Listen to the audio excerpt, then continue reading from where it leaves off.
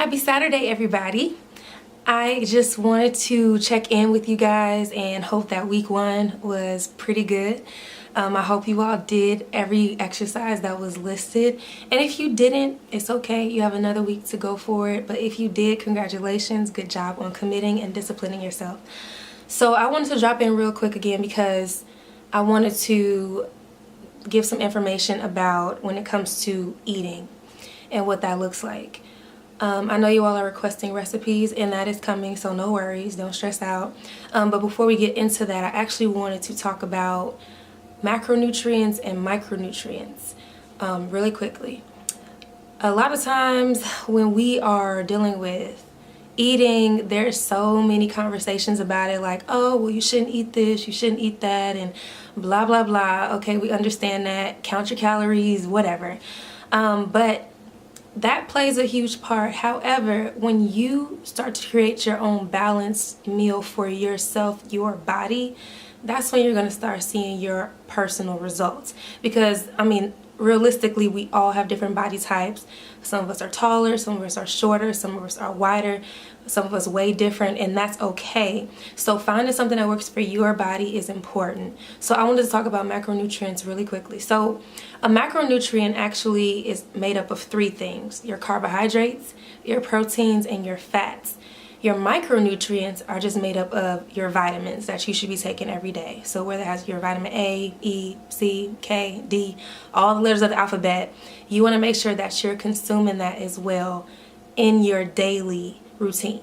So ideally, you should try to eat at least 3 meals a day and 2 snacks in between.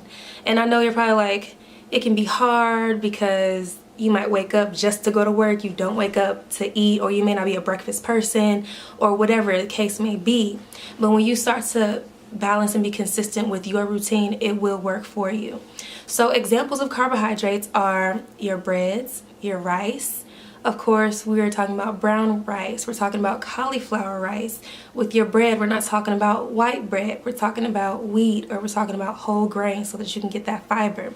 Pasta, wheat pasta as well. And I know you're probably like, ew, I'd rather just have the unhealthy brand, but you want to discipline yourself with that because it is possible.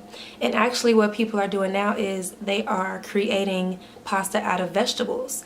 So if you have one of those devices where you can create your own noodles, you can do that as well with zucchini or squash or anything like that.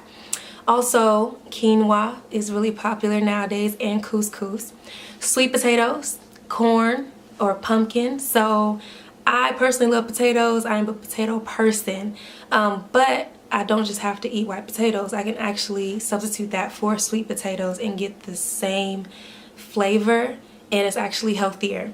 Also, other vegetables like your broccoli, your tomatoes, peas, whatever vegetable comes with that, as well as milk and yogurt, fruit, sugar, and honey.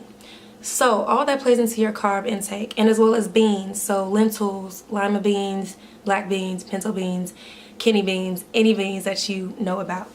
Your protein, of course, has to deal with your meat. So if you don't eat meat, that's okay. There is actually a brand of meat that's not meat, actually. It's called Beyond Meat, and it's like a substitute, so you can cook with that. But if you are a meat eater, it's still okay because you can have your seafood. You have your chicken, your beef, your pork if you want to eat that, lamb, etc. Also, eggs is a source of protein. Your milk and yogurt also is considered protein as well as nuts. So your almonds, your cashews, pistachios, etc. And soy and tofu, if I have any of those tofu fans. And then also, of course, I have to put this little plug in. We take our protein, It Works protein, because you can add this in your water, you can add this in your smoothies, you can add this really in anything that you create. So we have a chocolate flavor and we have a vanilla flavor as well. They both are awesome. With the chocolate one, I actually make a peanut butter protein smoothie. So I just put this chocolate, I put peanut butter, a frozen banana, honey, and almond milk, and it is delicious. So smoothies can actually play a part in like your snacks. And then the last thing, of course, for the fats, any of your fatty fats like fish, of course, nuts, avocados, and vegetable oils or coconut oils. So anything that you cook food in, you want to make it with an olive oil or vegetable oil or coconut oil. So that actually makes up your macronutrients. And so when you go to the store and you buy whatever it is that you want to buy, you want to ask yourself, is this a carb, is this a protein, or is this a fat? And how does this benefit my healthy eating? So if you incorporate all of that into your meal simply throughout the day, you're actually doing a great job. Now, depending on, of course, if you're trying to lose weight or if you're trying to gain muscle, calories still do matter. Now, I can't necessarily tell you how many calories a day you should eat personally, but between 1,400 to 2,000 calories a day is ideal. And so you need to figure out, how can I fit that in my daily eating routine every day? So that's going to be our next challenge, is figuring out, what are my macronutrients that I'm already consuming? How do I develop that into 3 meals throughout the day and also incorporate my 2 snacks? And that's what we're going to be working on. So again, get your vitamins, get your multivitamins if you need them, which we do need them. These are your micronutrients, as well as your fruits. If you don't have, get your greens. That actually contributes to your fruits and vegetables for a day. So you have the options to still make it every day, as well as your exercises. So when I tell you that when you start to figure out your macronutrients, your micronutrients, and you exercise with what we're giving you, you will see results. Like, it's going to happen. But again, it's about commitment, and it's about discipline, and it's about taking the time to figure out what works for your body. So if you have allergies to nuts, then you have to substitute that for something.